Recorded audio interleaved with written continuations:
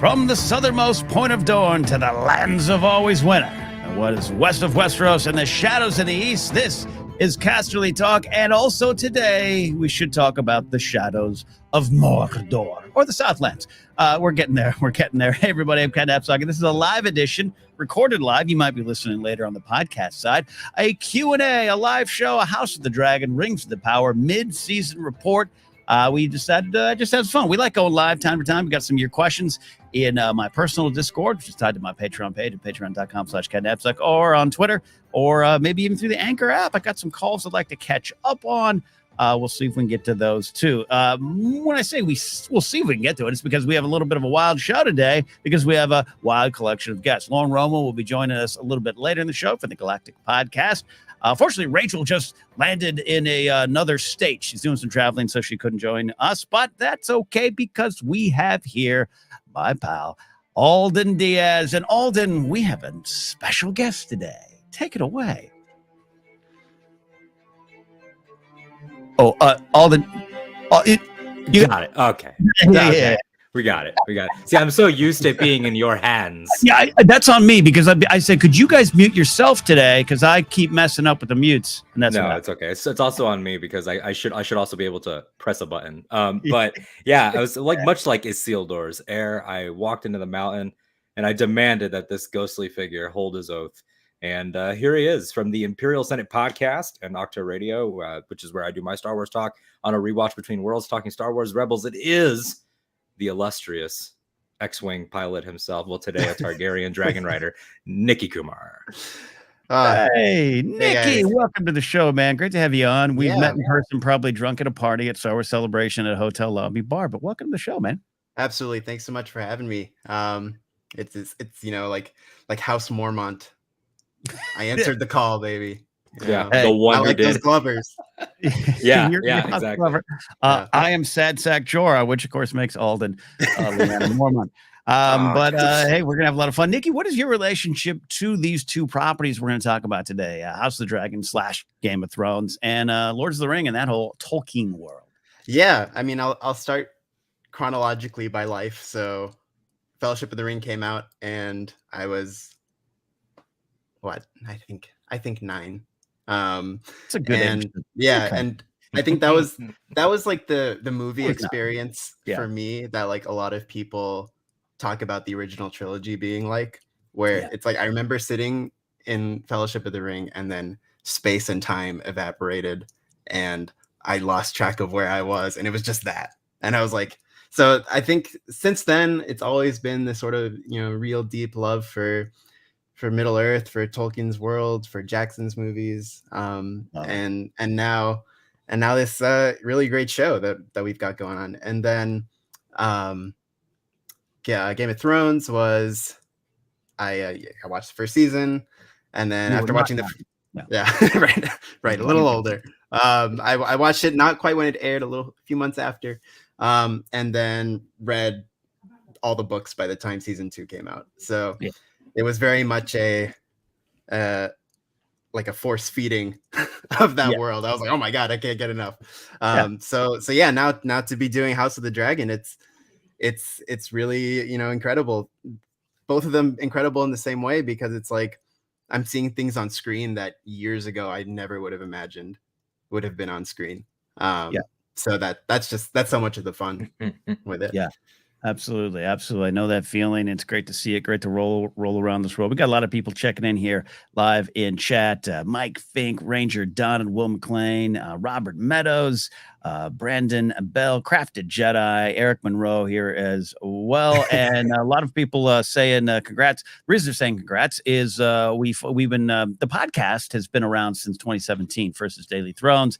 Casterly Talk's been out there for a while. But we started a YouTube channel kind of more in full this last year, within the last 12 months. And we just finally hit the partner status, at least applying for it there. Small little gains, long way to go, but that's all because of you out there. So we appreciate that. Douglas is here as well. Pablo is here, an old Jedi Alliance fan. So, hey. Hidalgo? Oh, no, the other one. It's got some great questions we're going to get to today from my Discord, like I said up top. Some calls to get to if we can. But I want to start with it. This is kind of a mid-season report, not a mid-season report card. I don't like doing that. I'm not in the position to grade someone else's creative project here, but it's definitely been a lot of fun reviewing these shows, diving in, having the deep dive. So Alden, I'll start with you. Let's look at Rings of Power. Halfway through, we got, in fact, when I'm done recording here or done broadcasting live tonight, I'm going to sit down and watch the 5th episode. But at the time of this broadcast, we're 4 episodes into an 8-episode season. Where are you at with your thoughts on Rings of Power, how far we've come and how far we have yet to travel? It makes me feel the way that I hope to feel, which is not always the case. And you know, we should never lead with like want. That's something that you and I and me and you, Nikki, have always talked about. Like, what you want becomes irrelevant the second the lights go down or the second the logos come up. But when they do align, that's nice, and no one's gonna lie and act like it's not. And what I wanted was warmth, and that's the word that always comes to me when I watch the show, especially episode 4. Again, you know, just a quick little spoiler warning for anybody that's joining us now. I'm not going to describe the episodes in full detail, but just in case, things like Durin giving the piece of mithril to Elrond as a token of friendship, even though it came with a very, very ominous and scary oath that had to be taken along with that friendship token. It was still just a beautiful moment, and that expands out to everything. And it makes me feel like longing for the storylines I don't see. So in episode 3, we don't have Elrond and Disa and Durin. In episode 4, we don't have the stranger and Nori and Poppy. And I found myself missing these characters when I didn't have them. And that's a success, I think. That's the mark of success. Yeah, that's a great point. I found myself missing the Harfoots. And I wasn't definitely not against the Harfoots. But when the show started, I was like, this is probably going to be the storyline I have the less amount of my heart invested in, and that's just not been true. So I think that's a great point too. Yeah, and seeing the things, and look, I always say wants and desires as a fan or a fandom collectively, definitely not the problem. It's hard to release some of those wants and desires when the creators take things in another way. That's why I like to engage with what is presented there. But there's something to be said for going, yes, this is exactly what I wanted. I want it now, Daddy. I'm Veruca Salt. I want an egg, and I got it. So it feels good. And this show for me, and there's other fans who have maybe more well versed in the Tolkien lore, who have some questions. Our very own Rachel Cushing Levine has some questions about certain things about the show because she's lived with this property her entire life. It's big for her. It's big for her family. So I really understand those questions. I understand that perspective. It's been fun for me to be like, I feel like I'm sitting down and watching a giant fantasy adventure that takes its time and is full of, like, as you said, Alden, warmth. So Nikki, go back to being 9, sitting in that theater. I definitely wasn't 62 when that was happening, but sitting there watching Fellowship go now. Legally not the same world. We always know that and always point that out. But what's your thoughts 4 episodes in? Yeah, I think so much of the Rings of Power, when processing these first 4 episodes, it still feels like so much like it's still just like stretching its arms out, right? Like it was this almost 4 episode setting of the board. And I feel like the 4th episode ends with this, like, okay, we're gonna kick now into the next phase of this. I think there's a lot of there's like some things that kind of make me laugh a little, where I feel like Amazon is just trying to impress us. Like not too, I won't say too much because I enjoy it, but like every establishing shot is just like bam, and it's like this is everything you've ever wanted on screen. And I'm just like, whoa. And so like I feel like there's a little bit of that 400 VFX artists all on the one location. Right, it's like it's every shot is just like whoa. So like I think that's it's both like I notice it, but it's also I find it kind of charming and just indicative of, like, you know, this fantasy world, which is about grandeur, and especially like when we're going back into like the first, you know, the Silmarillion-y, like first, second age stuff, where things do feel like, oh my god, like you know, and sieges last like 1,000 years and stuff. So it's like everything is about scale, I feel like, at this point. So I really enjoy it though. Like I think I'm attached to these like new characters, because of course it's like, you know, you from Lord of the Rings, you love Galadriel, you love Elrond, and you like immediately want to attach to them, but then you're seeing people like Arondir and Bronwyn who are really carrying a lot of just awesome stuff. And so yeah, I'm enjoying it. I'm also just very intrigued, and I got to see my boy Narsil. So the great Narsil pre-Sil mystery solved. Yeah. Solved indeed in the background there. Yep. Truly fun. No, I think that's great. You both are saying the themes of your statements, warmth and grandeur. It's a really wonderful combination, I should say, for this show. And and there's always going to be a fun reference or a cynical reference with the money on the screen and Bezos's money looking down from his space cock rocket, telling everyone put all the money in the shots. But it does track, and it's hard not to see it. But it's also a lot of fun to just sit back and celebrate the splendor and just looking out across this land. It fits for this world, not just for what Jackson established. Once again, we've got some New Zealand tourism going on, advertising for New Zealand tourism going on. And I know next season the sets and some of the locations will change, but that tracks. But even just some of the art from growing up, just being familiar with the art before I was even familiar with the property of this world, the Tolkien world. So it works. The warmth is there. It's high fantasy. It's all those things we want. As far as the new characters mixing with the old, I think that's been pretty good. And also leaves room. Some of like Adar or Adar. I always say it wrong. I highlight the A like I'm from Iowa. It's a new character, but maybe mixed in with something from the old. There's some mystery. We always have questions, Alden, because we don't know legally what they can say or reference or make true. So how do you like the new mixing with the old here? Well, again, to that point, it's super interesting because like I'm no Tolkien like super lore master, but there are things that we had an understanding. Like, for example, in the pilot, they never say Galadriel's house name or brother's name. And we're like, okay, that's a clever workaround. But then they did. And so it's almost like they're like, are you guys testing the waters? Are you guys moving in? Like, oh, if we win them with this very legally safe pilot, they won't look further. Like, I'm not insinuating that they're doing that, but it's just interesting to see. It's more full than I ever could have imagined it would be, based because we're entertainment industry people, right? The three of us, we read reports, we read trades. I mean, I'm trying to leave it, but yes. Ken is actually quitting at the end of this episode. The movie 1,000 subs and out. Yeah. But so it was almost like, okay, I'll give them this Lord of the Rings show. Maybe it'll be very poetic and lots of action and stuff. But nope, we're going to allude to Elrond's father. And then 2 episodes later, we're getting into it and we're going to explain what happened. And so there's a lot of that easing us in a way that, Jackson's 6 films weren't able to do, and they're masterpieces. I think that especially those first 3, obviously, and I will defend the Hobbit movies. But I'm shocked that you would defend a property though that people have issues with. Yeah, I've never in my life have I ever done that. Hobbit thread coming soon. But yeah, the idea that you have 3 hours to pack as much as you can in and to try to do it elegantly is a different task than we have all this time. We have 8 hours. We have 8 hours to do a first act. So it's like first of 5 acts. It's gonna be a 5-season thing as of right now. So it's a really interesting thing to see that all unfold. Like you said, with like Ada, I'm that orc that gets stabbed when he's like, "Hey, Dad," and then he's like, "That orc was so cute." He's like, "Ah, Dad." What we've always needed, cute orcs. The cute orc, and we needed one because these orcs are the baddest and the scariest that they've ever been in any Tolkien adaptation. But seeing something like Adar, like it is that feeling of like we have entirely new, like Arondir, we have entirely old Galadriel and Elrond, and then we have something that could be for both types of fans, which is really cool. It's not a 1-to-1 with like Star Wars, but it reminds me of Ahsoka Tano saying there's always some truth in legends. Like, don't worry, we got you. Like, we'll ride the line the best we can. Yeah.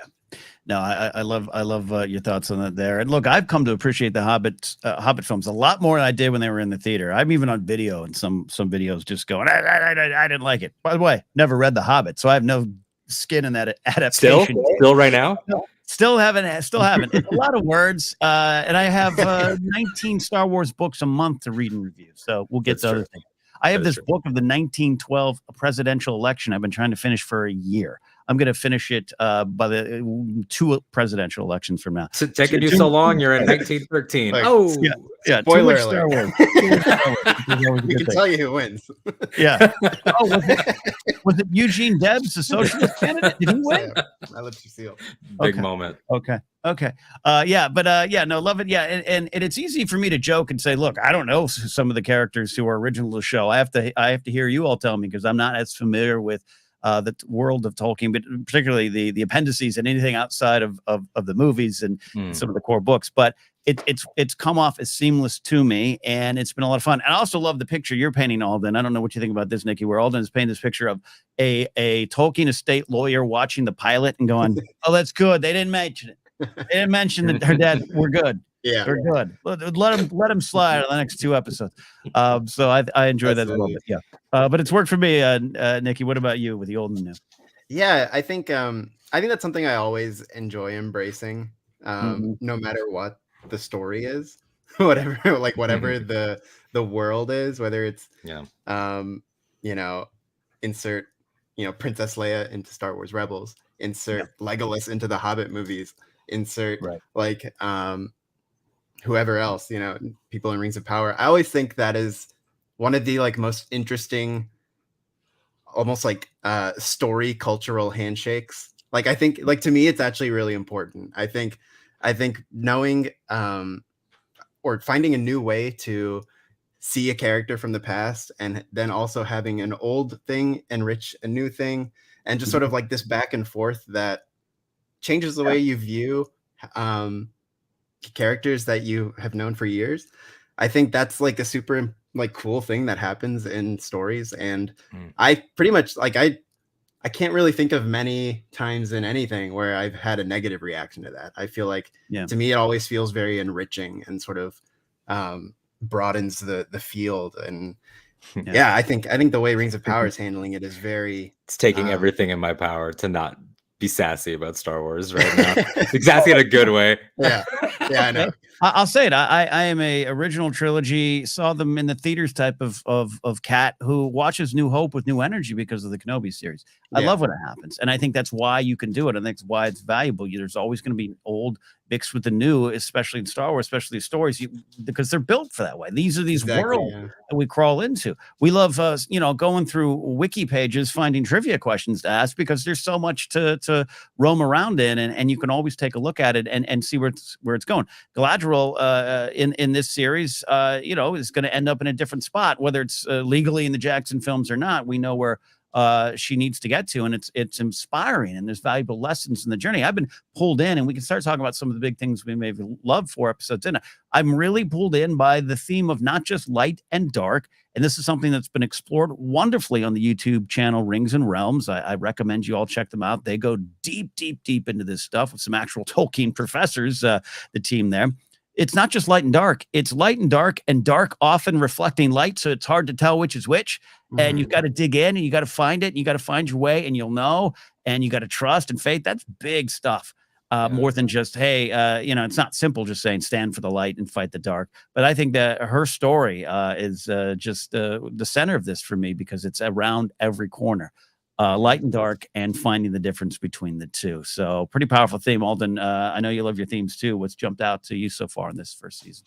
Yeah, I mean, building off of that's the anchor of her relationship with her brother. Is that not only is it the tragedy of losing him, but he's the one that had that particular nugget of wisdom that he passed to her when she says, but wait a second, sometimes light's reflected in water. So if I'm in brother, per your boat metaphor, this kid really started breaking it down. On poor Finrod there. It is Finrod, right? I always confuse Finrod and Fingolfin. Yeah. But Finrod is wasn't expecting you to have a good comeback. Well, sometimes you just got to dive in. And I think that has been reflected through relationships here. Seeing the Queen Regent, as she aggressively, Regent, the way she just tossed that at her. That alliance now that has formed at the end of this previous episode with Elendil now putting together a force, and Farazan saying the Queen will leave, and all this stuff is finally happening because she was willing to plunge into darkness. She got there and was met with hatred. but she was able to work out the mystery of why she was being met with hatred, why she was being met with this Numenorian people that had fallen from this grace, and her relationship with Halbrand is very much so about touching the darkness. She's no fool. She knows something's up there, but he's also making lots of great points. Apologies for the young direwolf growling over here with his toy. But yeah, it's there across every single story. This Nori and the Stranger. Touch the darkness and see what happens. You cannot let fear define you. And that's not to say that it won't bite back, because Sauron the Deceiver, like somebody is going to pay in the pursuit of this theme. And that's going to be very tragic. And everyone is it going to be Halbrand? Is it going to be the Stranger? Who knows? But this idea that even someone like Durin and Elrond's relationship, like when you put that in the context, it's not the same canon as the Jackson movies, but we know where Elrond ends up. Elrond's the guy that says, who will you turn to? The dwarves. And it's like, now we see that it used to be a really good relationship. Yeah. So what darkness did he touch, and what good and bad did he find? Is he going to be an Oathbreaker? Yeah. Who knows? I think so. As much as I don't want to admit it. But yeah, it permeates everything. Yeah, that's also how I brought Alden onto the show. We were at Star Wars Celebration. I said, "Put your hand on this rock." And I was like, this is a garlic roll, but okay. Like, garlic roll with me. No, well said, Alden. And yeah, I love your exploration of themes in all properties, and I'm right there with you on that, and what it could mean, and fear, not letting fear define you, but knowing that fear is going to be there, which is something you have to work past as well. Yeah, the Stranger, Halbrand, Adar. I mean, there's a lot of like big questions, and a lot of it's fun stuff leading to predictions. Who's Sauron? Who's going to be this? But also, it's all tied into this theme. And even if you feel you know the answer, right? If I'm putting chips down on the table right now, if I'm hanging out in a casino in Reno, I'm going to say Halbrand is Sauron. I could be proven wrong. We'll find out. He's the leader in the clubhouse. But it's the journey to get there. Even if we're kind of like, hey, he wants to meld things. He wants to go to the Builders Guild and all that kind of stuff. Galadriel's gonna have to get there in her own way, and that's part of the journey. So Nicky, going to you here as we start to wrap up our conversation about Rings of Power before we go over that Dragon Town thing. Some of the big themes or inspirations you've taken from the season so far. Yeah, I think with knowing enough about the end. Like I wouldn't say I'm a huge scholar of the lore, but I think I know enough. And so there's enough of like knowing how people are set up and what they're doing and all that. I think one of the big like thematic elements is the damage of hubris. Like you just see it everywhere. It's I was about to say flooding Numenor. And it's like there's people there, hubris, Celebrimbor, the archdeacon of hubris. Celebrimbor, too much. Durin here. We can mine this. Like we can mine this. Yeah, no problem. And we've seen Shadow and Flame in the trailer. Who else? Even to a degree, Nori, with her like, I can deal with this star guy, and it's fine. And then she's gone, and her father has his injury, and it's like. That messed up now their ability to migrate, and it's just like you just see it everywhere. Gil-galad, of course, complacency, complacency and hubris. It's everywhere. The war is over in these 4 episodes. And again, knowing enough, even watching the first 10 minutes of Fellowship of the Ring, enough already. Like, people were caught sleeping on the job, and that's kind of. Almost every move I see in these first 4 episodes, I'm like, dang, that's ominous. I think that's great. I think that's great stuff. Again, going light, dark, and telling the difference, hubris and complacency, all these kind of wonderful things. Even something like the tale of Nori and Poppy and the Harfoots. You're right. Like they're perhaps touching darkness. They don't know, but it's inspirational to be like, I feel I'm called to this. I'm not necessarily special. I think this creature being, whatever it is. And when does ambition, when does inspiration, when does purpose tip over into something like hubris is something that's kind of fun to track because it's something that could be potentially dangerous in our own life. At what point in my stand-up set did I go too far into thinking I'm funny? Like that's the drinking your own Kool-Aid. Drinking your own Kool-Aid is something. Well, That's very important. So, anyways, yeah, I not to dumb it down to a stand-up reference or that, but I think you're really right on with something there, Nicky, particularly with the Nori storyline. Sorry, Alden. No, I was good. That just building off of both of you, like that is 100% the case, even in like, because that's seemingly the most innocent story, and we're so endeared to her in the same way we are to Frodo and Frodo and the lads. But it's like we also can see throughout her entire community an inherent flaw. Like there's a huge parallel there between the fathers of these communities, which we talked about in the discussion of Adar being a father episode, like Sadok Burrows, Gil-galad, Durin the Third, who we finally get in a real conversation with our Durin. Like these guys are all set in their ways, and they will all pay differently for that. Like Sadok was willing to leave Nori's family behind, and it's like, yeah, well, we'll include you in the next group prayer, and it's like, okay, that's nice, but like it's a sprained ankle. I didn't get eaten by a wolf or trampled by an avalanche, so it's like, where's the flexibility in any of these communities, and any of these leadership styles is a huge thing too. Nobody walks alone, but nobody goes off trail. It's quite a song to sing. No, great stuff there. Final thought on Rings of Power, and not necessarily for the show, but I wanted to talk some House of the Dragon here, and Lauren Roma's going to join us there in a bit. Looking ahead to, I don't want to say predictions. I don't love predictions, but they're fun. But I don't love to hang my hat on them, especially on shows, podcasts and whatnot. But do you have any kind of hard thoughts there, Nicky, on what you kind of think might be happening? Do we see Durin's Bane show up in season 1, or is that something a little bit later? Now, again, we've seen something. We've seen some video, but is it actually, video, like we're watching football practice?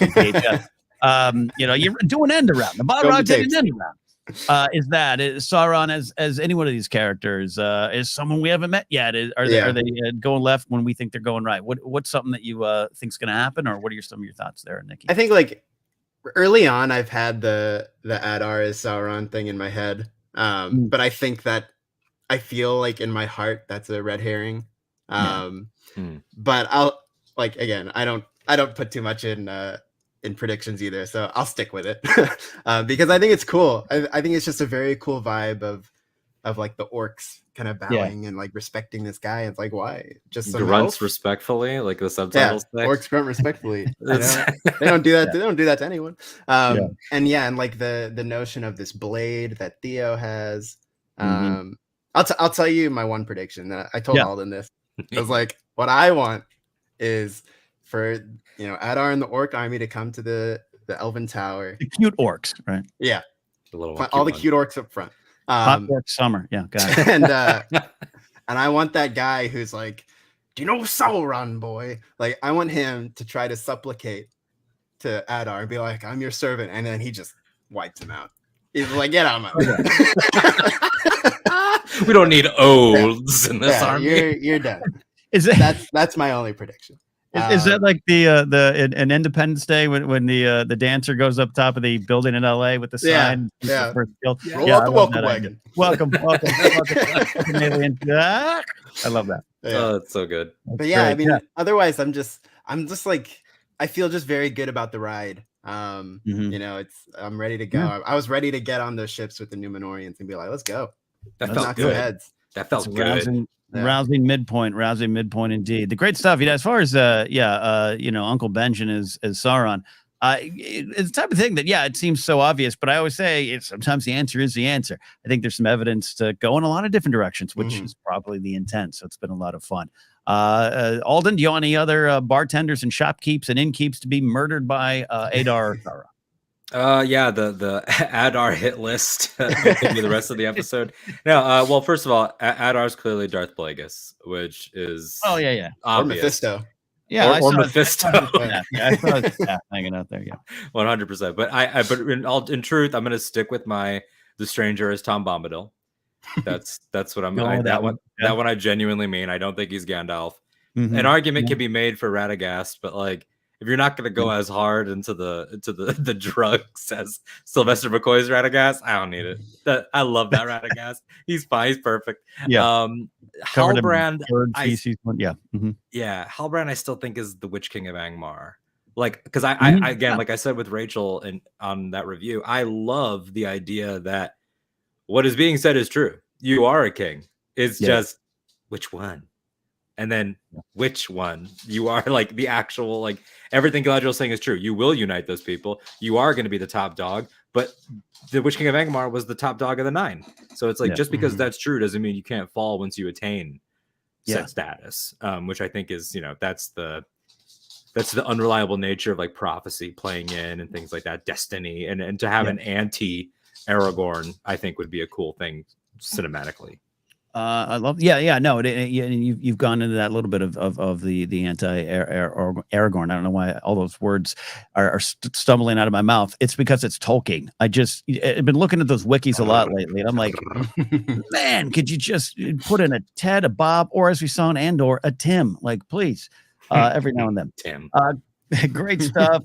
We've been enjoying this series. Warmth, grandeur, splendor, and a little bit of speculation. It makes for a lot of fun. High fantasy. And it's, look, the show, my final thought is the halfway point is the show had a tremendous amount of pressure on it, both from the bookkeepers at Amazon, $750 million for the entire show, whatever it was, or whatever it will end up being. They haven't shot the next 4 seasons, so costs could rise. Yep. Are the numbers and ratings there? I'm not concerned about that, but they have to track those things. But I think they have the room to grow and breathe on this streaming platform. Make all the jokes and attack Bezos all you want. I agree with that, but he is a fan of this property. This is a show that's probably close to his art, and that probably means something around those parts. So I think the show's going to have a time to grow and be what it wants to be, and it's already done that. And 4 episodes in, all the pressure on the show, it's lived up to a lot of the hype put on it in a lot of ways. I think. I don't know. I'm no expert on that, though, Alden. Now, before we move into our other land, we've talked about a little bit of predictions, a little bit of themes.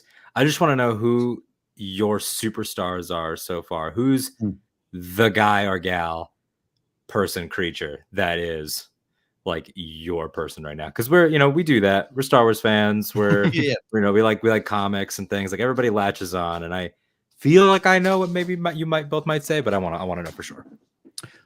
Nicky, let me try to choose first. You go. All right, got it. Let me roll in my head what I want. Yeah, I will say probably the people I'm most like itching to see are. I mean, as soon as I said that sentence, like 5 people popped up. I was like, okay, so yeah, I'll just say Arondir because he's new, and it's one of those things where it's like you can go anywhere with this character. Like Elrond, Galadriel, known quantities in the end, right? Yeah, obviously massive journey to get there, but we have something. Whereas these new characters, him, Bronwyn, Theo, the Southwinds, which it's not looking great for. I'm very very interested in what they're doing. So I think I'm always the most sort of excited when they're on screen. I love that like slow motion escape through the forest with the orcs chasing. I love that scene. So yeah, really excited for them. But of course, I love Elrond too, and Elendil. Actually, I'm glad you brought him up. Elendil's probably been the one. To the spirit of your question, Alden, it's like, looking at Game of Thrones, it's like from the start, I was like, me and Jorah Mormont, we're good. We're going to have, a lot of the Mance Raider stuff, a lot of the old, if they're old and crusty, have a salt and pepper beard in Game of Thrones, I'm all on board. We're going to hang out. We're going to talk shop. Yeah. So Elendil's got a little bit of that vibe, but there's the spirit of great purpose in front of you, but how do you get there? So I've been drawn to him. I really do love, the tale of Galadriel is just been pretty interesting, inspiring to watch and intriguing. Arondir has been amazing fun, and the action star the series kind of needs, though, with a lot of depth and emotion. I was joking on one of our reviews, but like the first episode, we spent a lot of time with Halbrand, and I was like, man, I really like this guy. I'm hoping the best for this cat. Oh, wait a minute. Killer, he might not be who I like. He's scrappy. He's like an upstart. He's scrappy. I get it. I sometimes feel I'm an underachiever and that I can't get anyone to follow me into battle, but I kind of like this guy. He's Aragorn. And oh, wait a minute. So I've had to kind of recalibrate, but I'll go with that there. So good question. Alden, you? Yeah, I think I'm going to come down on, and I got a scene with him. I cannot help it. And it's not that I want to leave Durin out, But that's my favorite storyline, particularly because of Elrond and Disa. Disa is just, and Nicky had seen, because I was in LA where we bumped into each other and had a great cheesy bread adventure. Yeah, we did. But so Nicky saw the episode before me, and he was like, there's a scene transition, and I thought it was the Palantir, which was amazing when Galadriel finally sees the vision of Numenor's fall. A spoiler within the actual show. Like this will happen, by the way. But the fact that you can hear this vocalizing, this operatic singing during the Arondir and Theo and Bronwyn chase, and then it's actually in story singing as you cut to Disa is amazing. I think she is so charming, so warm and beautiful and lovely and funny. This is so funny, and that's a hard fantasy funny is not as easy as I think like sci-fi or superhero funny, because it's there's a certain speechifiedness to it. It's hard to do, and Jackson nailed that, especially with Merry and Pip, but with Gandalf too a lot. And she is that for me. I think she's the funniest and just most engaging for me. Love it. Yeah, no, love that transition. Love, Disa during the fourth a relationship between Elrond and Durin's been very fun to watch, very heartwarming. So I love when they're on screen together. No, great stuff. Rings of Power halfway through, but we're also halfway through 5 episodes into House of the Dragon. This show has been highly anticipated. That's to say the least. It is rolling along in its stoic, somber way. So halfway through, Alden, where are we at with this forthcoming Dance of the Dragons? Pain. Can Pain be a location? Is that where we're at? I think we're at Pain. Pain's Landing. Pain's Landing. Honestly, Ill Pain. Even it is a harrowing show. And we talked about warmth. We talked about grandeur and splendor. Like, this is grand. But thank you, Eric Monroe. He's in a mood, and so he had to join me at the mic. He is in a mood today. I get it. But he, yes, a fellow small dog guy. But yeah, this idea that one is warm and optimistic and full of hope, and then the other is, like we've said, that's Game of Thrones is sort of what the world is. It's something that we've said a lot on the show, and Ken, you've said that a lot with Star Wars and A Song of Ice and Fire, as the two things that you really love. And this show has the dragons and the big lands and the big battles and everything, but it can be best defined by people side-eyeing each other at a wedding and how anxious that can make an audience feel. And it's super effective. And it's been great to talk with everybody along the way. Nicky, you can Ace, everybody. I know that Nicky and I will have conversations where you'll throw out a name and you'll be like, wait for this person. And then just wait for that person. And it's like, the fact that it's being adapting something unreliable has been a massive achievement. Yeah, no, they had to move through a lot of things fast. I think they found a good pace to jump around, as you always say, Alden, to the meat of the story. Again, when I say highly anticipated, like I almost didn't think this day would come, that we'd actually have the show here, especially with the problems with the first spinoff prequel with the pilot being shot and then the show not getting ordered to series. I just started to, when it shows up, it'll be here. Then the trailers, everything, I almost didn't believe it then, but I've had a lot of fun 5 episodes into not just be back in this world, but dealing with things a little bit more, I don't know, less subtle. This show is less subtle about what it's trying to say about our world, what it's trying to say about these people. And I've been enjoying that. Despite, I always say it's somber, I sometimes miss a little bit more of, the Hound and Arya on a little side sitcom quest adventure, or the humor of Tyrion. But it's not that House of Dragon doesn't have its own humor. I'll watch King Viserys slicing a chicken with, fervor at a wedding. My guy was getting all plate, no food. All played. So when the show like this, same with Rings of Power, has so much anticipation, so much that it needs to, so many things it needs to hit for so many different fans. This show is succeeding despite all that being on top of it, and it's been a lot of fun. So, Nicky, your thoughts on House of Dragon so far? Yeah, I agree that they've really found a right place for the pacing of what really is still all the preamble of the conflict.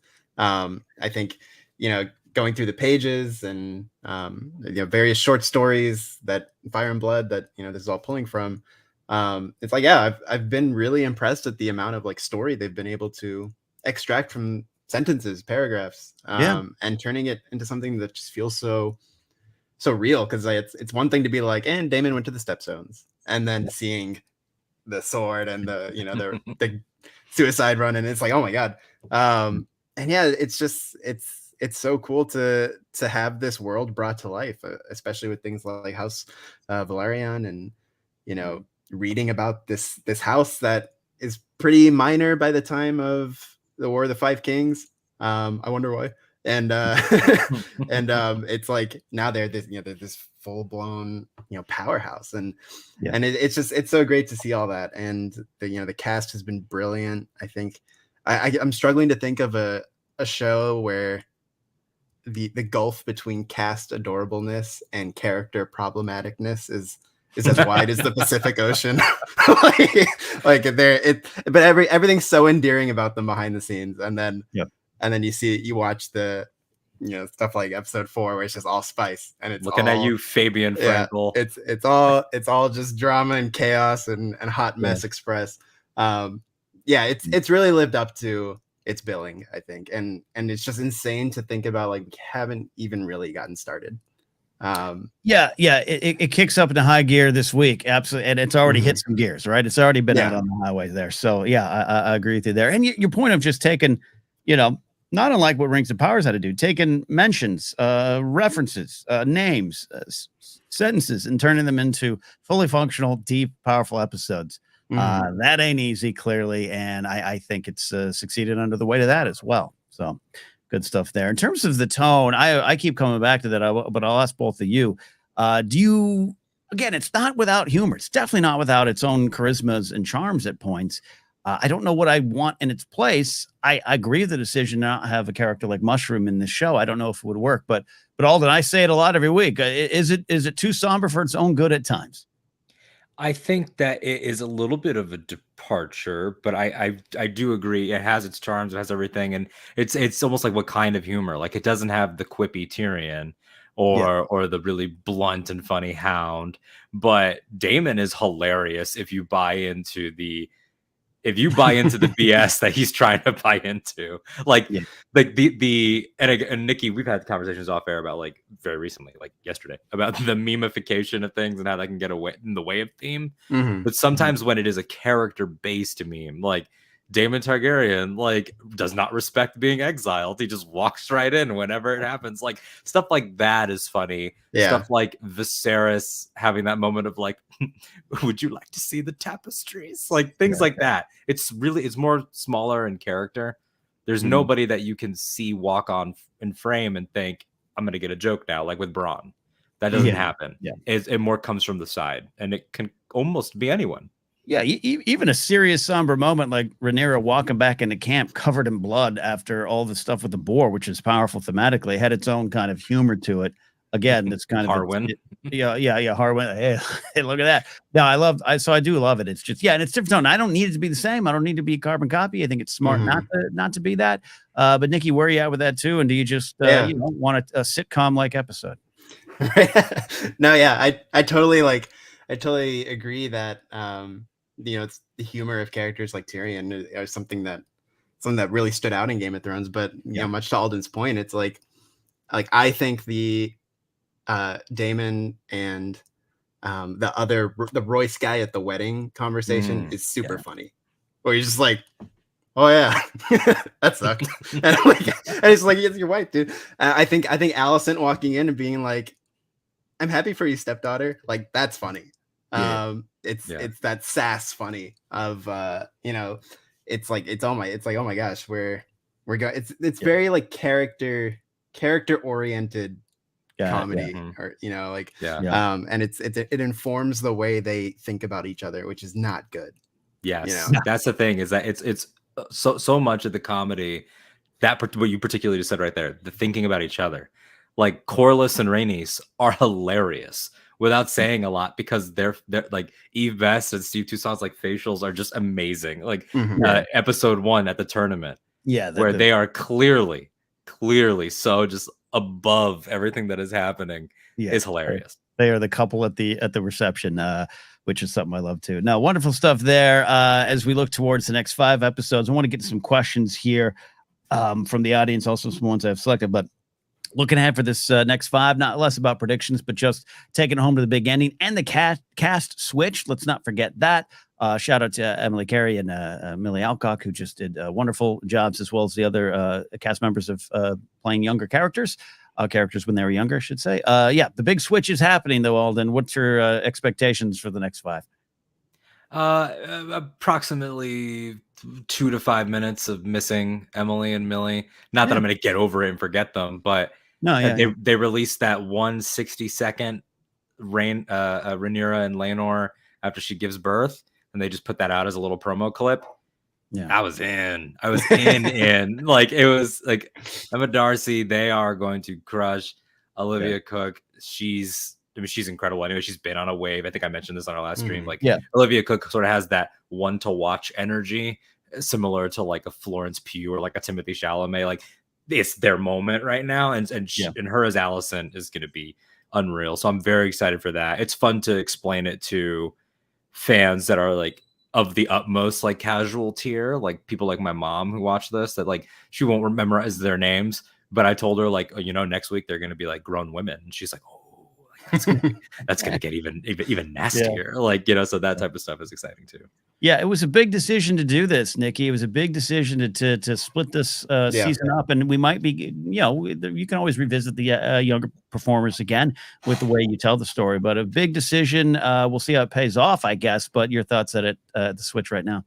Yeah, I think it's really interesting to do it. Halfway through a season. I think it's a fascinating move just from a creative standpoint. Like, if I'm like Ryan Condal or something, like I'd look at the audience and say, oh, you loved Millie and you loved Emily. That's great. Now look who we really had in mind for these characters, right? Like, this is who's going to take you now till then, to the end of the series. And it's like, okay, then strap in. And yeah, like Emma and Olivia, they're going to bring so much fire to everything. Like, it's gonna pop off. It's gonna be, I don't even know. I don't have the words. It's like, I'm just so ready. It's one of those things where it's like we're just, again, moving like Rings of Power. It's like we're ready to move into the next gear here, and it's just gonna go. And I think people are gonna be surprised at. I think it's like, I don't know where they're gonna end the season. First of all, I don't know where. I know where I would end it. Where would you end it? Where would you end it? Well, I don't want to get into like too spoilery stuff. I don't want to. Oh, that's true. I always forget that. Ruin the experience for anyone who hasn't. Yeah. Forget what Joffrey said to Marjorie, and forget what Stannis and his daughter were talking about Shireen. Yeah. You don't know that. No, I know what you mean. Yeah. So like, I know a specific point in the conflict that I would end it at, but I think people are gonna be surprised at how much these like next 5 episodes are gonna escalate.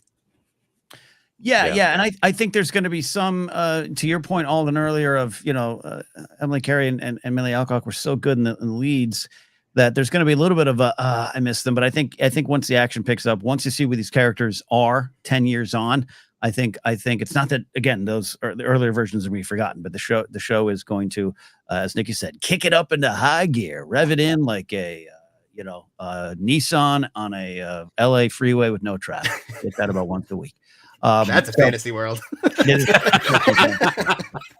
Yeah, I know where you live, Nicky. I can't get over there in under an hour, and I live 10 minutes away. So, I'm not gonna do it. Yeah, no, great stuff. We can talk more about it here, but I do want to get some great questions. I also want to bring in one of our previous guest hosts of the show.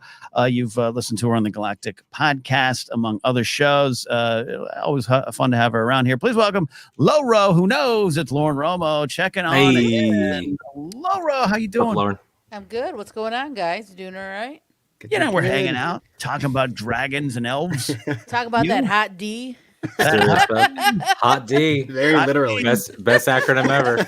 Hot D, undefeated. Yeah. Really we've got some questions to get to, Laura, but quickly, I want to give you a chance to summarize your feelings, as quick as you can. Rings of Power, 4 episodes in, and that hot D, 5 episodes in. Rings of Power has been really fun. I've been enjoying that. It's been a nice little slow burn, but it's picking up, you can tell, and it's just a really nice story so far. It feels very Lord of the Rings, very cinematic, very just story driven, character driven as the movies were. And I'm enjoying the heck out of that show. I can't Yeah. wait for the rest of the season to come out. Hot D. I mean, what can we say that hasn't been said already? Like, The internet's got wow. a lot of theories on Hot D. Yeah, they really That is do. true. They're out there for sure if you're looking for them. But yeah, halfway through, and I don't even know what to expect. I've said Yeah. it before. I'm not a book reader, so I have no idea what's going to happen. Right. I mean, you could see the conflict building between Allison and Rhaenyra, and that was probably the most I was anticipating heading into the show, and it hasn't disappointed. I think I'm more Team Rhaenyra than Team Allison, but I'll Correct. tell you what, this last episode though, she made a baller play with going into that Yeah. wedding and It's wearing very that good. green dress. Like Super I was good. like, okay, Queen, just all right, I got you. I'm with you. I see what you're doing, and I appreciated it. And the acting has just been so good so far. And I'm Team Damon too. I love that guy. He Wow. is Yeah. one of my favorite characters. He's again, I've said it before here. He's like a Jamie Lannister in a Yeah. weird way, and I appreciate that for some What? reason. It's odd, but yeah, Yeah. yeah. What moment do you like best of Damon? Man. Killing his wife or stealing a dragon egg? There's so many to Don't God even want to get to the Rhaenyra stuff. list. I What's know, your right? favorite God, Damon moment? that whole episode. That God, whole thing. Yeah. yeah. But Yeah. I think there's just his whole demeanor to me is just like Mhm. he doesn't care, but he cares to a point. He cares about his family. Like he cares about his brother. He cares about his niece to a certain degree. But Mhm. he is out for himself, just like Yeah. anybody else would be. So it's just very fascinating, interesting. But I think that scene of him going into and going after the crab master or whatever his name is, that was a heck of a scene, and Matt Smith killed it. Like just Literally. was amazing, right? Literally killed it. Literally killed the crab king. But Crab feeder. that was probably my favorite scene of his Yeah. so far. Yeah, I love it's been the good. Big Lou in the chat just yells, Leroy Targaryen. That'll never get old. No, That's Yeah, always no, funny. I'm very, I'm absolutely asking. There's a lot of fans of Damon out there, and by the way, I like him too. He is made the reference in one of our reviews. He's like Charlie Day's character in Always Sunny. He's a wild card and just jumps out of the van when he wants to. But yeah, so I get it. I'm curious to the appeal because he does do some horrendous things. There's parts of him that are not maybe to be celebrated, but that's also why we come to this world. And I think in other properties, we would maybe not root for some of these characters as much, but this is the world that Cersei, destroys everyone in a sept and takes a sip of wine, and we all cheer for good reason. Brilliant. For good reason. Yeah. It was well Standing earned. ovation. So, anyways, that's why I was, really truly asking, Lauren. Of jokes aside, like. You get it, but I know what you're saying, and that energy we can now call it big Damon energy. We can take that into the real world and use that there. So love that there. Great stuff there. Thank you everyone who's watching live here. This is Casterly Talk. We're having a lot of fun hanging out with Alden Diaz. We got Nicky and Lauren here as well. We got some questions. This comes from my personal Discord, which is right now tied on my Patreon page, patreon.com/Ken Napzok. Down the line, maybe we'll have a Casterly Talk Discord. It's a lot of extra work, and I'm lazy at heart. So here we go. Will McLean says, what character from Hot D, House of the Dragon, would you put in Rings of Power and vice versa? He says, he adds, this is meant to be for fun. It could be serious, logical answer, or ridiculous answer for laughs and whatnot. But I love anyone who has to clarify. Look, I'm asking for fun. There, no, Will's always in chat. Love that. So, Lauren, I'll start with you. What character from House of Dragon when you put in the old Rings universe and vice versa? Oh wow. It'd be really interesting. Would be Viserys, to be honest. I mean, an older king in there? gentleman. Yeah. Viserys goes in. I love that. But put him in there and see how he would kind of, rule that world, and how he would, would it be different than what it is in Westeros? Like, how would he do that? Like Middle Earth, how would he, compare to the kings of that area. So I think it'd be cool. I think him being in there would be really interesting. I love that. I love that idea because I don't know, because he's just kind of this guy who kind of quietly, kept the peace in a way. And would that be appreciated more in the Rings world and Lord of the Rings world? Perhaps. Not that there's not intrigue and people itching for war, but right. We're there. Okay, great answer. So you're drafting Viserys into Rings of Power. Who you drafting into House of the Dragon from Rings of Power? Oh man, I mean, I might be taking somebody's answer, but Galadriel. Give me Galadriel in Game of Thrones, and I think she would just clean house. I really do. Yeah. She's that powerful. I think this whole women don't rule would just be nonsense to her, and she wouldn't take it lightly. I think her and Rhaenyra would be like best friends. I think they would team up and say, yeah, we can take this over and do what they need to do to get it done. Yeah. But Galadriel would be, I think, an interesting character from Rings of Power to drop into some hot D. That's some big Galadriel energy over there. I love that. We got some great answer here. Smaug and Sea Smoke. I don't know which one's crossing over. Who we've driven, but that'd be a battle. Andres Cabrera would be excited to see that one there. Great stuff there. Nikki, who you drafted? We got this is like the old elementary school days. Yeah. Who you picking for the kickball team here? It's funny. I was having a similar thought, and I was gonna say Caraxes because I just love for Smaug to be like, "So you don't talk," and he's just like, but in seriousness, I maybe might go with the Sea Snake, but Carlos Valerian, the great sea traveler, sea explorer through into the Rings of Power world. I think that'd be really cool. Yeah, that'd be great. You know why? Because he'd be like, "You're telling me I can't sail to the Undying Lands? Watch me." Yeah, he'll do it and bring something back. Yeah. He'll do the whole song as he goes in, he learns the sheet music. He's so determined. He's got it on a parchment. And then the reverse. I think there's a lot of fun answers, but I think the one that feels the most world to world, I think is Pharazôn into Hot D. Because Pharazôn's a full-on schemer. Trust that guy. And he's a politicker, and I think he would fit very well in King's Landing. Oh, he would. No, that's and Bill Bro Bagginsons has that answer in chat too. Because you see him walking around Flea Bottom, just winning everyone over. Just I think that's a great answer. Plus, he's got kind of the beard for it. He's got the beard for the House of the Dragon, Westeros world. Great answers there. We got some more coming in the chat here. Love that there. Alden, who you picking here? Who you sending over? I would love to see Rhaenyra go to Middle Earth. Ooh. And I would be lying if I didn't think about Rhaenyra meeting Smaug. I don't, time wise, I might be off, but who cares?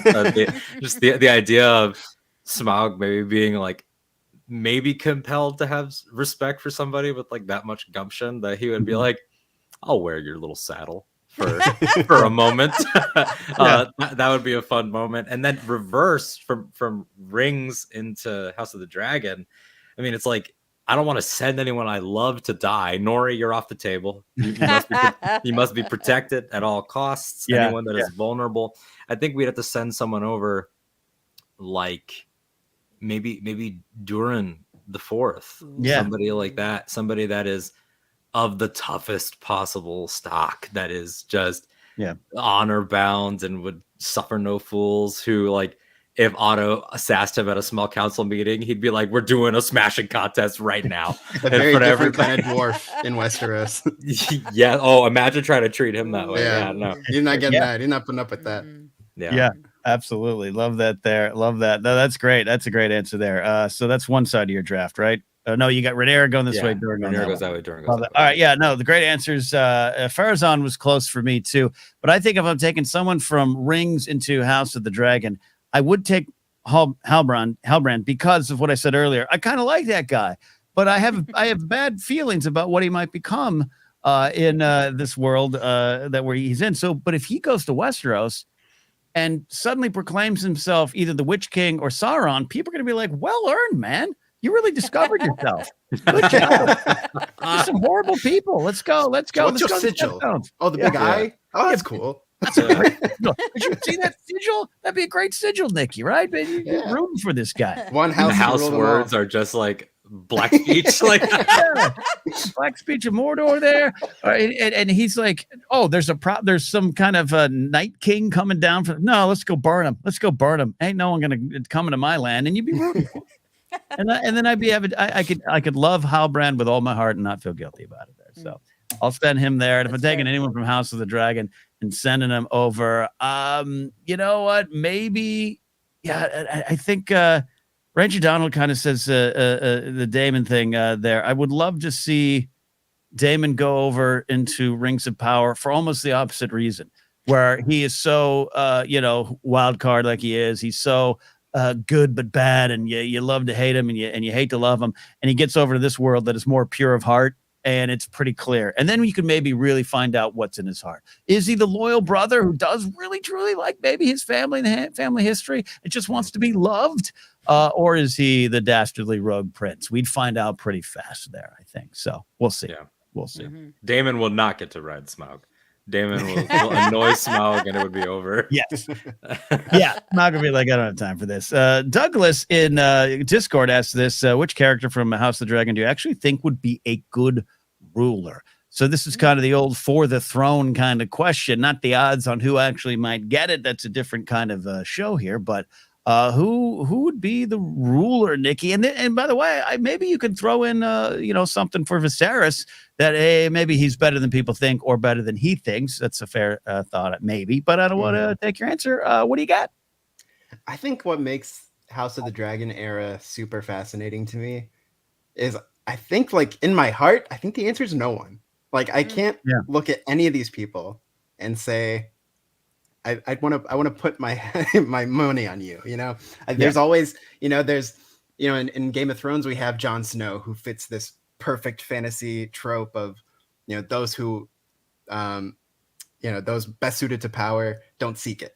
Yeah. And in House of the Dragon, we don't have that character, right? Like, there's just everybody is just a bit of a mess. So yeah, it's a tough question. I think. I'll tell you who I would give it to right now. I'd give it to little Samwell Blackwood. He's got some heart. He's got some grit. And I think if you put him on the spot with a crown on his head, he'd do more good than harm. I love that. Will McLean says that one Starker saw in episode 1. Maybe that's it. I'm a big fan of a Stark who's going to show up later.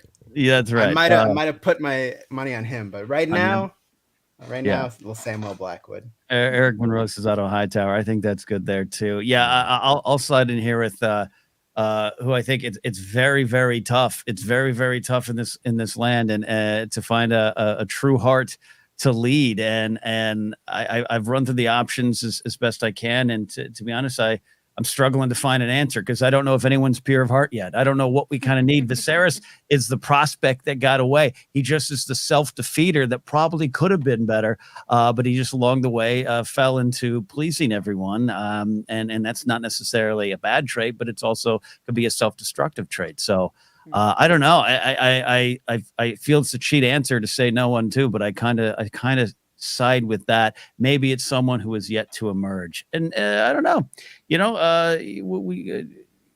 The throne isn't necessarily up for grabs outside the Targaryen family here, so we'll see. I don't know. Oh, you know what? Here's the thought. Here's a wildcard thought. Massaria, just give it to her. There you go. She's earned it. She's earned it. She's business oriented. Business oriented. Well connected. Very well connected. Good with information. So there you go. I love that there. Alden, who do you got? Look, it's so weird to like give this guy love because like I don't love him. I'm just like amazed at his ability to do his job. No, Lord Strong, like Lionel Strong, like this guy is the definition of a dependable employee. Like, so far, like obviously everyone's got an agenda in Thrones. No, we can't be fooled by this. But his is less apparent, right? Yeah, I mean, like his sons are clearly going to be both big players, and one of his sons in particular has already started playing the Game of Thrones. But it's interesting in terms of his functionality and his 3 or 4 moments of giving definitive counseling answers. He's always been measured. He's always been like genuinely helpful. he could hate the Targaryens, and I wouldn't know. So he's this guy again. It's like I'm not like what a favorite, but this actor, this character, solid. His advice is generally so on point that I half expect his like final line to be, "I've read the books, Your Grace." Yeah. like I have a World of Ice and Fire, and I've looked through it. I know. Yeah, no, there's because Otto's a great answer, but he has a little bit of that time and energy, and he's done some questionable things. Yeah. Lord Strong hasn't done anything super questionable yet, and he just might be kind of that.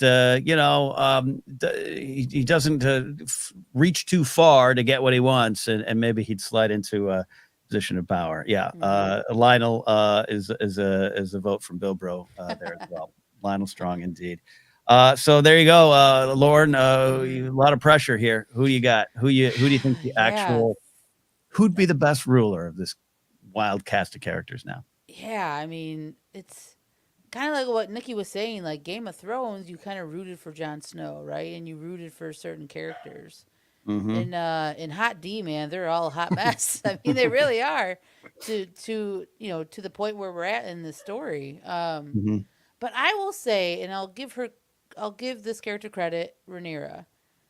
I think in her heart, maybe prior to her best friend betraying her, I think before that moment, when her father, named her, I think she would have been a really good ruler, and I think she had what it took, because I think she believed in what her father was telling her about the Song of Ice and Fire, and that the Targaryen, the families, have to be the one to lead the people of Westeros to save them from this impending doom.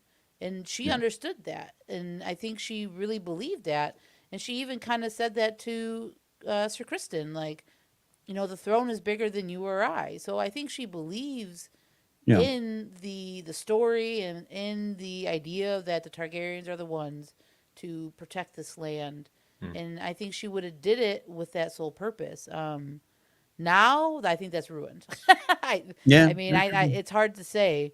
But I think, I would say Rhaenyra to a certain point would have been a good choice. But now, again, I think I agree with most of all of us. Like, it's hard to say right now. Like a specific person, but I would go with Rhaenyra though, for sure. Small folk.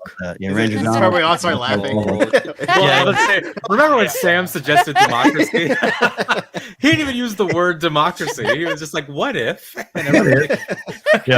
I love that there. Yeah, no, great stuff. And Rhaenyra then versus Rhaenyra now might be the debate. I still think maybe one of the best answers is just let Alicent and Rhaenyra discover the love for each other, marry them, and we have a 2-queen system, and they balance each other out, and the land is fine.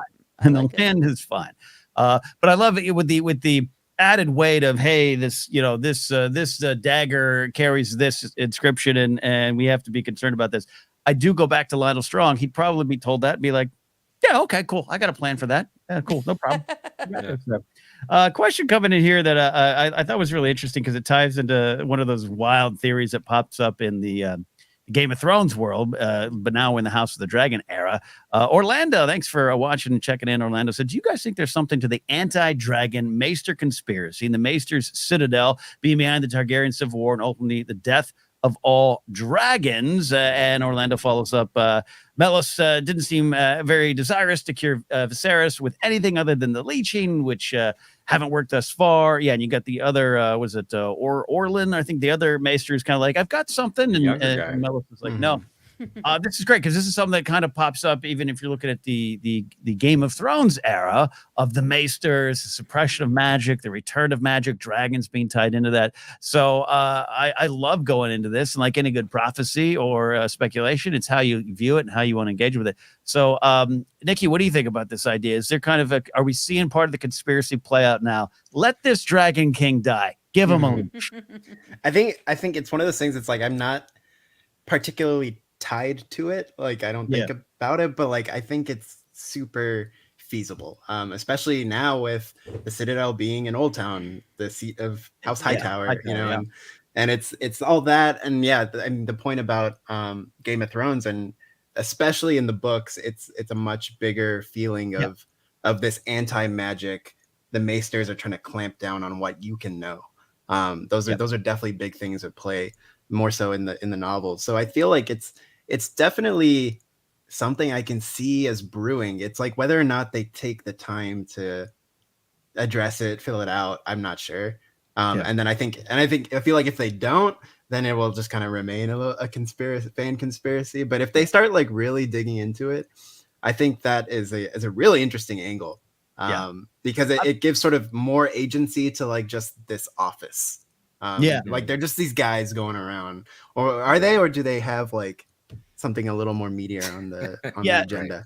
And it's some of the stuff that I love in A Feast for Crows and Archmaester Marwyn and a lot of that kind of stuff where it does play out a little differently. And the fact that Marwyn was over in a shy and may have run into Miri Mazdur and all that kind of stuff. I've always loved that angle. It's not as prevalent in the first show, which they chose to do, put out the themes and tell the story they wanted to do. And a lot of those things maybe fell by the wayside. So I'm not attached to them as well either, but it's kind of fun because, I don't know, Alden and Lauren, what you think, but like the thing about the Maesters is it's such a great racket because you got one in every castle. Right? Yeah. What a thing. We got to come on. We got our chains. Let us go live with you. Take care of your kids. Train your kids. Let us help suppress magic. It kind of works. They get to influence everything, and they decide what season it is.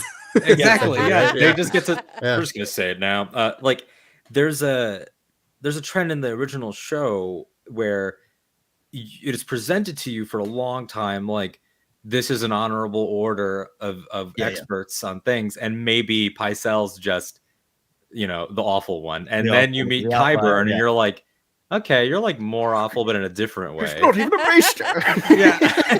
He's not even. Even spelled. That whole thing, like, and you're like, okay, well, there's like this guy sucks politically. This guy's like a fringe dark science guy, cloning dark science secrets only. Qyburn knew. But then you're starting to get this picture, like maybe they're all kind of bad. Like, hey, maybe Samwell's the first good one. All the real ones died. Who's the Slughorn, Nicky? Professor Slughorn plays him. Jim Broadbent's character. Yeah, Broadbent. Yes. Yeah. He was balanced. Maester Lewin, Winterfell. Maester Lewin's great. A real G. That's a good call. But even on that idea, I think if you were to tell Maester Lewin's probably got some knowledge of some things there. He's got a lot of chains that a lot of courses he studied. But if you were to be like, hey, I'm going to go perform a magic ceremony in the forest, he'd be like, absolutely not. Absolutely. I'm not going to let you do that. You cannot watch Gremlins. They're little devils. Get inside. 100%. Yeah. So it's an interesting thing to see. Like maybe there is more to them. It has been interesting that they've made it a point in all of these like medical treatment scenes to make the difference between this younger Maester and Melos. And it's like, is that just the show doing the "you're not listening to young people" theme, which like it applies that way and works? Or is it like this guy actually has it out for Viserys and possibly this whole family? It's one of those things where it's like, I'm not going to be like, I subscribe to that theory, but I would not be opposed. Oh yeah, and theories don't drive the shows forward for me. But no, Orlando's got a great thought there. And yeah, even he had stuff about the rats nibbling the blood at the end, symbolism of the gray rats. Love that. Bilbro has this one. I feel like the Leech's seat is there because Condell's a big book fan. I think he's having fun. The show will never say for sure that the Maester's up for something. I actually would love that, even if that was confirmed later on. Like Condell's like, I'm just effing with y'all. But I'm paying no to it. He's learned enough in it all to kind of be like, I know how much I can tease, how much I can put that in there for the people who kind of know, kind of thing. And the theories get fun and wild, and Quaithe and her being Danny from the future, or was it Shira Seastar, all the stuff. I love it. I can go down those rabbit holes, but I don't want to ever move too far from the themes that the show's dealing with. But Lauren, as someone who hasn't spent a lot of time with the books, this is a great question for you. Suspicions of the Maesters over the years. How much have you had? I mean, now that it's brought up, I kind of dig it. Like, it kind of makes sense, right? Like, you start thinking about it. Yeah, you do, because I mean, and if you add it to, the Hightowers are from Old Town, right? If I'm they're the keepers of it, yeah. Right. So like, it would add up to like maybe that's how the Hightowers thought of bringing down the Targaryen dynasty, was like subtly, that's a good wrinkle. Subtly and slowly, just kind of what Otto maybe has been doing in the background and everything like that. So I kind of dig it. It makes sense because, I mean, they are the keepers of all, the maesters, and they are the ones that, like you guys been saying, they're the ones that teach these, these lords and ladies and everything like that. So it makes sense that they would want to have some type of control, and knowing that the magic is out there and they are more of a science kind of maybe based organization. They would they might want to squash that and say, nope, we're the real deal. We're the real deal. Ranger Donald points out in chat, they don't know about disinfecting things, apparently. So I don't know. The science is a little loose. I don't know where all the Macumber truthers are in the in the realm. Yes. Who believes? That's a good call, Nicky. That is really can we get the Netflix parody doc on the Macumber believers? Macumber. And like they're one like how every conspiracy has like that high profile celebrity that like kind of backs it a little. That's Rob Stark. Like you get Richard Madden and he's like, look, Macumber makes a lot of sense. That'd be great because especially when Bran challenges on that, when he tells we're in the eye of a blue-eyed giant. Well, maybe we are, and maybe like all right, now that you're damn. Closes the door. Closes the door. And Oberyn, of course, the Prince of Dorne. Crescent too. Yeah, no, a lot of stuff. It's funny. And go up to the Maester thing.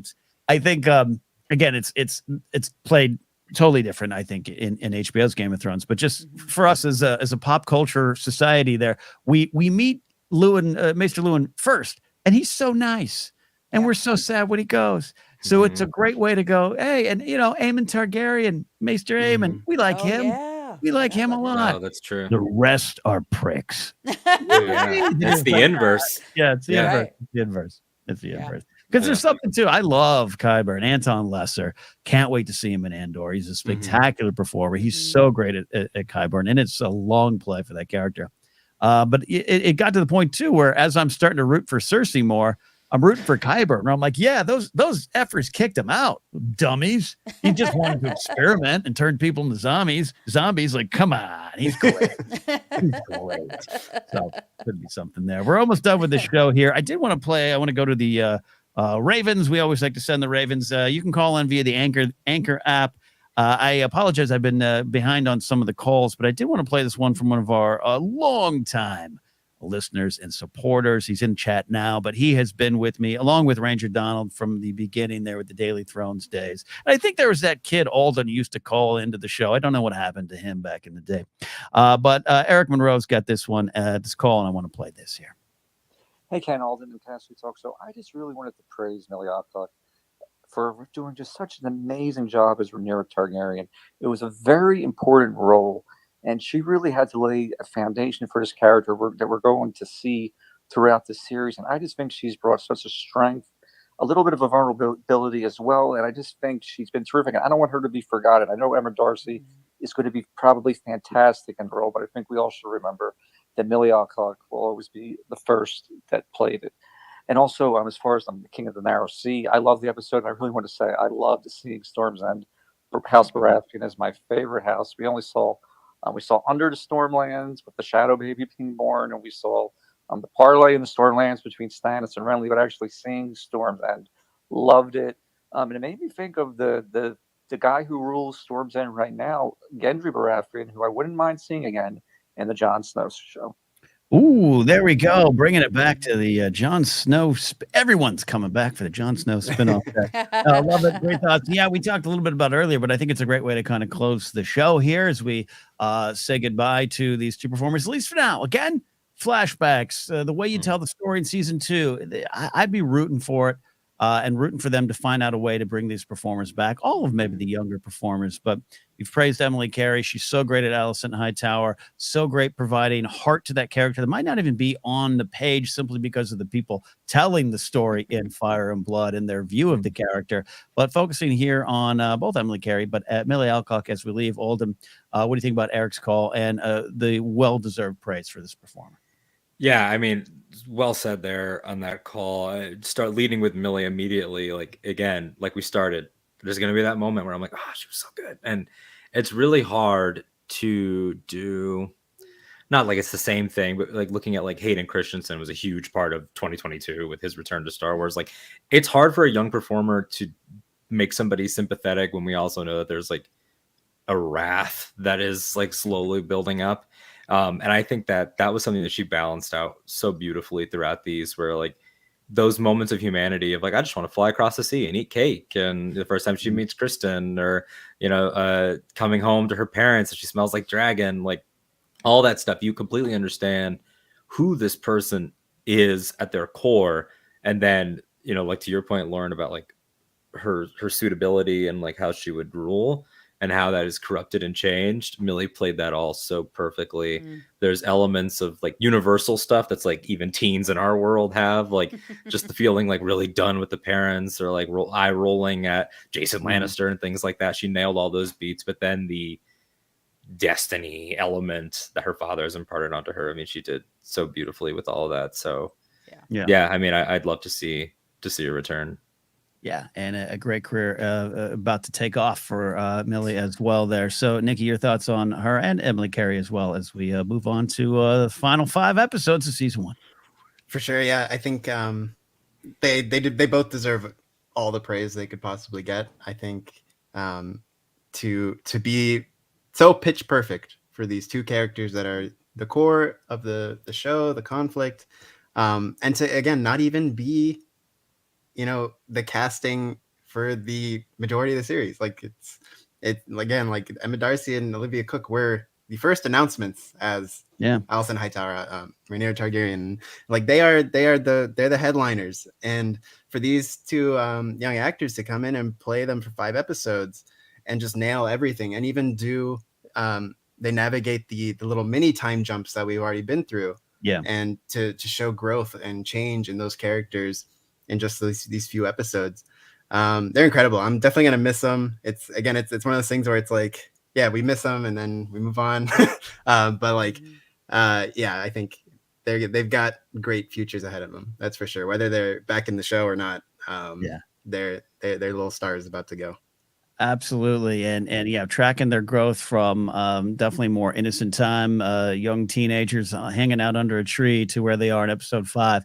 That's hard enough, and they provided heart. They provided the heart of this series. I keep saying somber, and it's a sobering series, and it's got kind of this dark tone.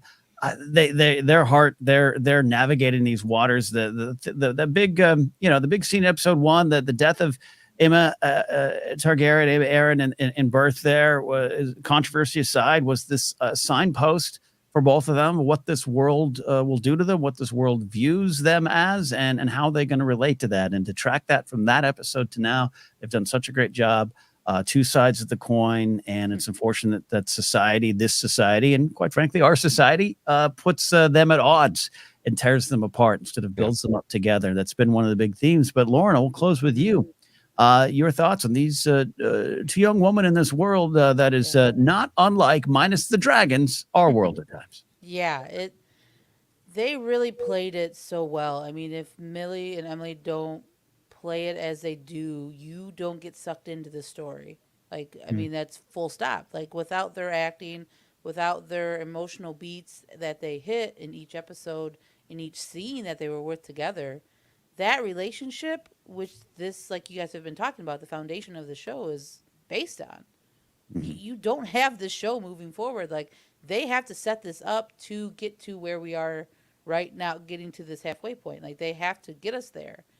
And they have done such a wonderful job in selling these characters and selling how these young women were how they're treated in this world, and what they have to go through, and like their different ideological like views, with Allison saying and seeing that you have to be a woman of the realm and do what you're supposed to do, versus Rhaenyra being like, I'm gonna do what I want because I am who I am. I'm a Targaryen, and I can do as I please. Like, you have these 2 very different viewpoints, and they play them so well.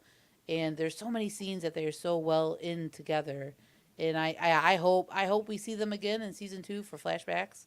And those 2 are on a like star rising. I think I can't wait to see what they're in next.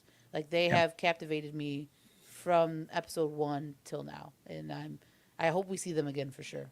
Love it. Well said. Thank you, Lauren, for popping in here. Yeah, I no really problem. appreciate it. A lot of fun. We are going to start wrapping up, not only because we've gone long tonight, but as I've I have a real bad back problem. It's hurting to sit, so I've got to wrap up. This is what happens when all you young whippersnappers come on the show with this old guy here. I will never let you falter, and I will never let them stick to the leeches. We'll try everything. Yeah. Please.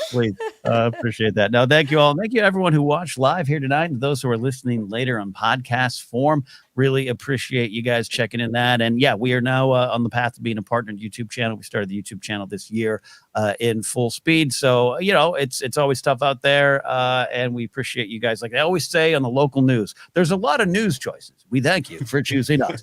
We're CBS too, but we appreciate it. We dive deep here in Casterly Talk. We discuss things a little differently than other channels out there, and those aren't bad. This is the way we do it, and I know we're not always accessible. When you're having these deep theme conversations, it's a little different than reactions or I like that dragon, and we do that as well. But we appreciate you guys following us here on the journey. We've only just begun here as well. Nicky, I want to thank you, man. Alden said I'd like to get my guy Nicky on this show, and I went, I don't know, but really, love your presence, love what you have to say. Thanks for stopping by. Absolutely. Thank you so much for having me. It's always, for anyone who gets to sit in front of a microphone, just a privilege to talk about stories we love with like-minded people in the chat, people listening later. That's what it's about. Love it. Alden, appreciate it. You are truly the Prince Damon to my dying King Viserys. And I really appreciate you being around. And I want to say too, during especially October, I'll be hitting the road a little bit more with Mark Ellis. So some information. Actually, I got to get off this show and put some stuff out there. Be in New York City on October 6th and 7th doing comedy, New York Comedy Club in the East Village with Mark Ellis headlining. Also going to be in La Jolla down near San Diego mid-October, and then heading out to Seattle. So a big show up there at a great club called the Crocodile. So look for that information. But what also that means is Alden, Rachel Cushing-Levine, Andres Cabrera, Nikki, Lauren, and other voices will have the helm around these parts a little bit more. So I appreciate y'all checking in and hanging out with all of us there. Alden, say goodbye, kid. Say goodbye. It's going to be like when Damon casually took over Dragonstone. Viserys didn't realize it until it was already happened. What does he mean he's getting married? What's happening over there? I was gone. I had to talk to him for 6 months. It's an honor to be here with such a great crew, and just echo everything you said. Like, there's so much fun in knowing the dragons, knowing the colors, knowing the swords, all of that. But kicking around these ideas of the people is the best part. So that's been great. And thanks for 1,000 subs. Here's to 1,000 more. It's been a really fun journey. Happy to be here. And thanks to Lauren and to Nikki for joining us. I think that's about everything. At risk of doing like an Oscar speech. But. Nah. Short. Play the music. Short. Play them off. Appreciate it. We'll see y'all. This has been Casterly Talk.